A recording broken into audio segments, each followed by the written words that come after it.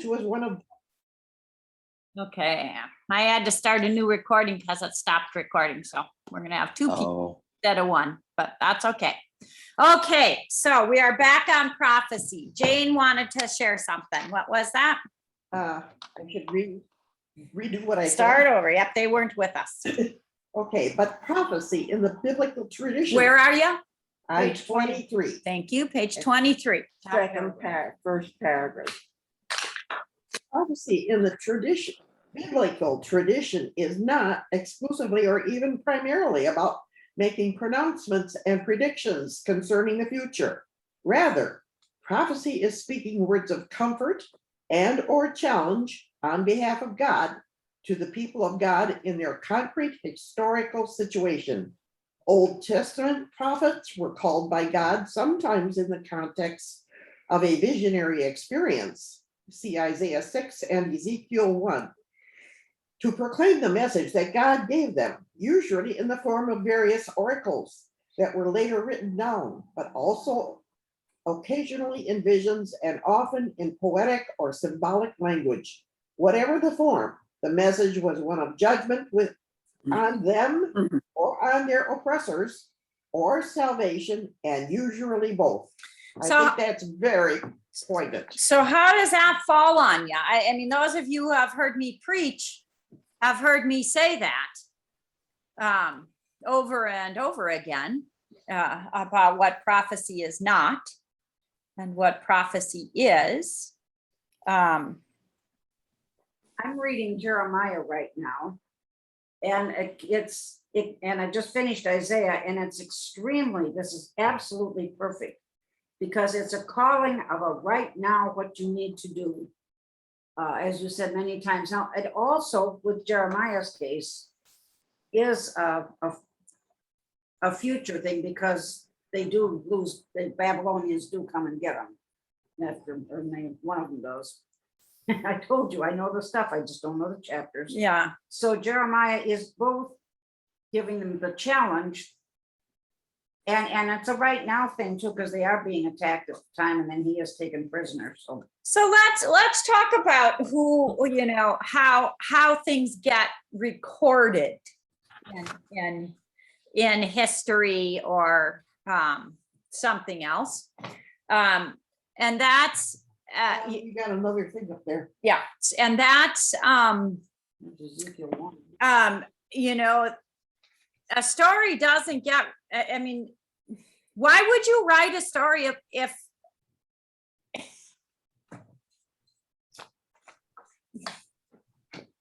stories don't get preserved and read and reread and reread unless the victor wins?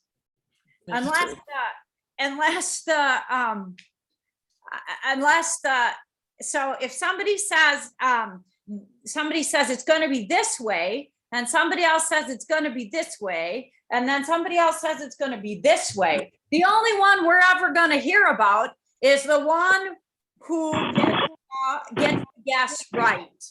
Correct? But Jeremiah, That's what prophecy, that's I think a mistake in how we understand prophecy.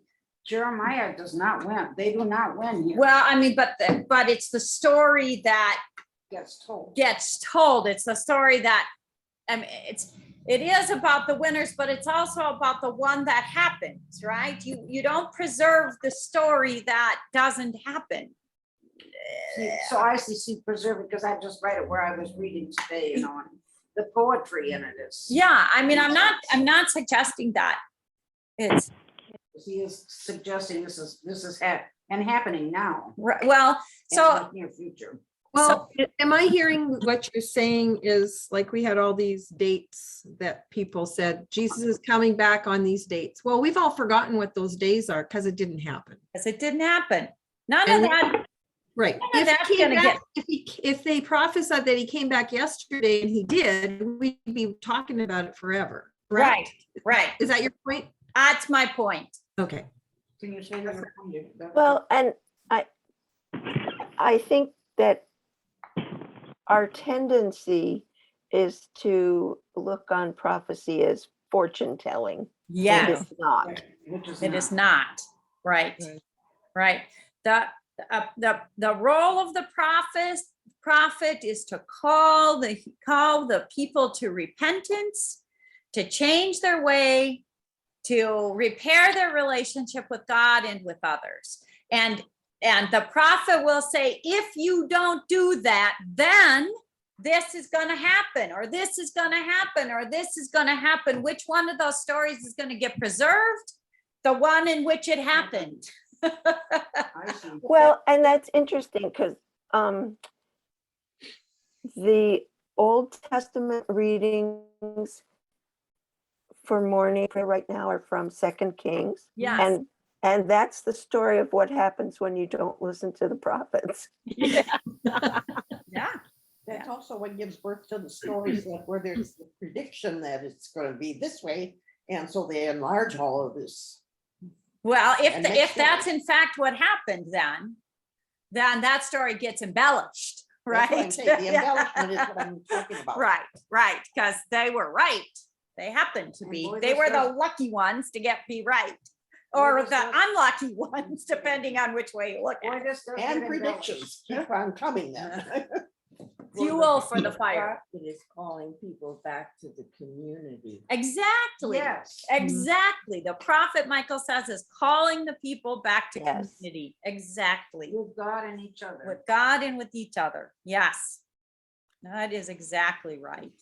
And my guess is that this particular prophecy gets misinterpreted as prediction so often because it uses the future tense Mm, about that New Jerusalem coming, and all these numbers yeah. just really, I mean, Ezekiel and Isaiah weren't full of numbers like this, and this one has all these numbers that invite, Yeah.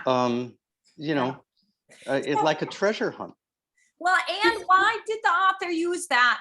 Because it is about its time and its place. No, it's about its time and its place. It needed to be covered up. It needed to be secret. You couldn't Well- write a book of resistance Mhm.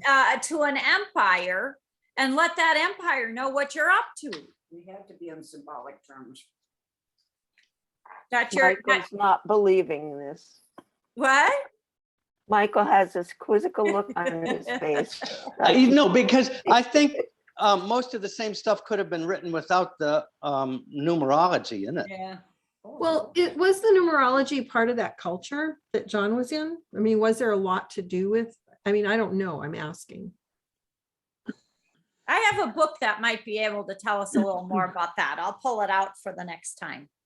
I kind of wanted, I believe that the people that have used this to predict things are obviously wrong, but I'm sympathetic to them because I think the genre and the way it's written here, just the more I read it, the more I think, oh, well, no wonder people want to try and figure this out in a literal sense. Yeah.